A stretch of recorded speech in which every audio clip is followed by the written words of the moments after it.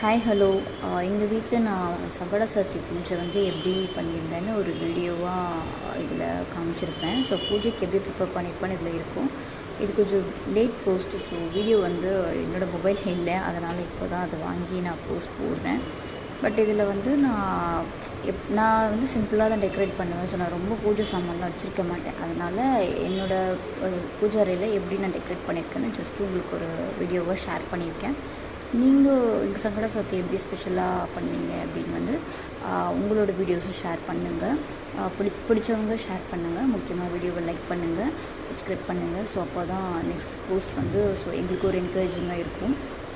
இதில் பார்த்திங்கன்னா நான் வந்து 2 பாவி விளக்கு வச்சுருப்பேன், அவங்கள அலங்கரித்து வச்சுருப்பேன். அப்புறம் வந்து அன்றைக்கி சென்டர் ஆஃப் த அட்ராக்ஷன் வந்து விநாயகர்ன்றதுனால அவர் அலங்கரித்து வச்சுருப்பேன்.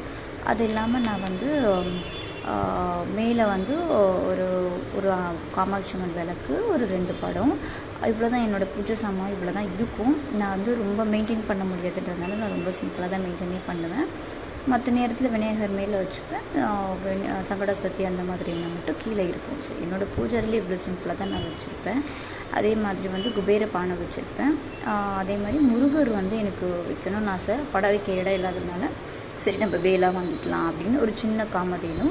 அப்புறம் இந்த 2 விநாயகர், அந்த ஆரஞ்சு விநாயகர் வந்து நான் குழந்தையாக இருக்கும் போது விளையாடினது.